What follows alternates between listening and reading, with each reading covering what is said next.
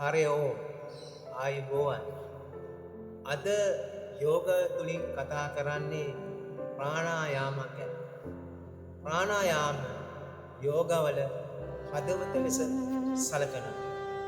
ප්‍රාණායාම කිරීම තුලින් මානසික නිරවුල්භාවය, මතක ශක්තිය දියුණු කිරීම, ආයුෂ වැඩි කිරීම වගේ දේවල් අපිට ප්‍රාණායාම තුලින් ලැබෙනවා. ඒ වගේම හිත එකග කිරීම වෙනත් භාවනා කරන්න හිත එකග කරගන්න ප්‍රාණායාම මහත්සේ රුකුලක් වෙනවා. මේ ශ්ලෝකයක් තියෙනවා. ආනන්දෝ ජායති චිත්තේ පානායා සුඛී බබේ. ප්‍රාණායාම කරන තැනැත්තා සුවෙන් හා සැපෙන් ජීවත් වෙනවා කියලා තමයි මේ ශ්ලෝකයෙන් කියවෙන්නේ. අද කරන ප්‍රාණායාම කවුරුත් දන්න අනුලෝම විලෝම ප්‍රාණායාම තමයි කරන්න දන්නේ. ඒකට නාඩි සුද්ධ ප්‍රාණායාම කියලා කියනවා. සුඛාසන, සිද්ධාසන, පద్මාසන වාගේ වාඩි වෙන්න පුළුවන්. වාඩි වෙලා හොඳට කොන්ද ඍජු කරගෙන වම් අත මේ විදිහට ඥාන මුද්‍රාවේ තබාගෙන දකුණු අත අරගෙන මේ මැදැගිල්ල සහ මැදැගිල්ල නමලා නස්තිකා මුද්‍රාවට ගේන්න. දැන් දකුණු නාස්පුඩුව වහලා වම් නාස්පුඩුව ඇරලා වම් නාස්පුඩුවේ කියන්නේ සඳු නාඩියේ හොඳට හුස්ම ගන්න. හුස්ම රඳවා තබාගෙන සුලඟින්නේ වම් නාස්පුඩුවත් වහලා දකුණු නාස්පුඩුවත් වහලා දෙකේම ඉන්නවා කුම්භක අවස්ථාව. හුස්ම ගැනීම පූර්වක කියලා කියනවා. හුස්ම රඳවා ගැනීම කුම්භක කියලා කියනවා. හුස්ම පිට කිරීම රේචක කියලා කියනවා. දැන් සමීට දකුණු නාස්පුඩුව ඇරලා හුස්ම දකුණු නාස්පුඩුවෙන් පිට කරන්න. දැන් දකුණු නාස්පුඩුවෙන් හොඳට හුස්ම ගන්න. හුස්ම රඳවා තබාගෙන වම් නාස්පුඩුවයි දකුණු නාස්පුඩුවයි දෙක වහන්න. කුම්භක අවස්ථාව.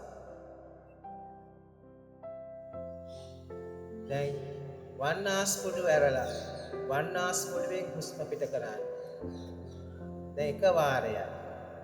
දැන් නැවත වම් නාස්පුඩුවෙන් හුස්ම ගන්න. හුස්ම රඳවා තබාගෙන වම් නාස්පුඩුවයි දකුණු නාස්පුඩුවයි දෙක වහන්න. කුම්භක අවස්ථාව. දැන් දකුණු නාස්පුඩුව අරින්න. දකුණු නාස්පුඩුවෙන් හුස්ම පිට කරන්න. දැන් දකුණු නාස්පුඩුවෙන් හුස්ම ගන්න. හුස්ම අරන් රඳවා තබාගෙන කුම්භක අවස්ථාවේ රැඳෙන්න. දැන් වම් නාස්පුඩුව අරින්න. වම් නාස්පුඩුවෙන් හුස්ම පිට කරන්න. මේකේ චක්‍රයක් වෙනවා හුස්ම රඳවා ගැනීම සහ හුස්ම ගැනීම පිට කිරීම. සරලව කියුවොත් ඒකේ ගැඹුරට යනකොට වෙනත් විදිහට අපි කතා කරනවා. වෙනත් වීඩියෝකින් ඔබ හමු වෙනවා. අපි තප්පර 10ක් නැත්නම් තප්පරයක් හුස්ම ගන්නයි කියන්නේ. තප්පරයක් හුස්ම ගත්තොත් තප්පර 3ක් හුස්ම රඳවා තබා ගන්න. තප්පර 2ක් හුස්ම පිට කරන්න. ඒ අනුපාතය මතක තියාගන්න සරල ඉස්සෙල්ලා ප්‍රාථමික අවස්ථාව. ඒ විදිය දැන් දකුණු නාස්පුඩුවෙන් හුස්ම ගත්ත හුස්ම රඳවා තබාගෙන ඉන්නවා. වැඩි කාලයක් හුස්ම ගන්නට වඩා වැඩි කාලයක් හුස්ම රඳවා තබාගෙන දැන් වම් නාස්පුඩුව වරලා වම් නාස්පුඩුවෙන් හුස්ම පිට කරන්න. දැන් නැවත වම් නාස්පුඩුවෙන් හුස්ම ගන්න. හුස්ම රඳවා තබාගෙන වම් නාස්පුඩුවයි දකුණු නාස්පුඩුවයි දෙක වහන්න. කුම්භක අවස්ථාව. දැන් සමීට දකුණු නාස්පුඩුව අරින්න. දකුණු නාස්පුඩුවෙන් හුස්ම පිට කරන්න. දැන් දකුණු නාස්පුඩුවෙන් හුස්ම ගන්න.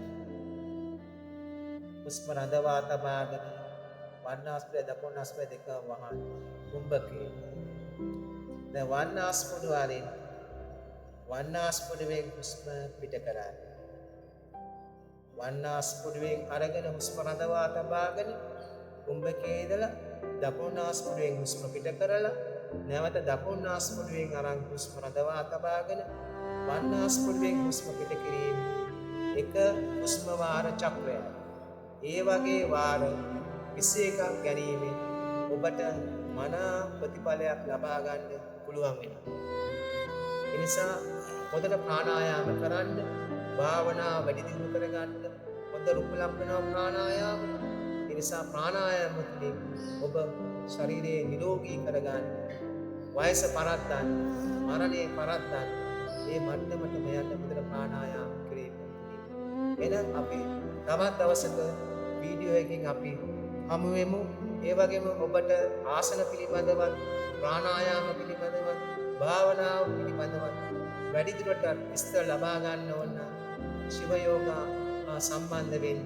ඒක සම්බන්ධලා ඔබගේ දැනුම වැඩි දියුණු කරගන්න. ආයුබෝවන් සුබ දවසක්.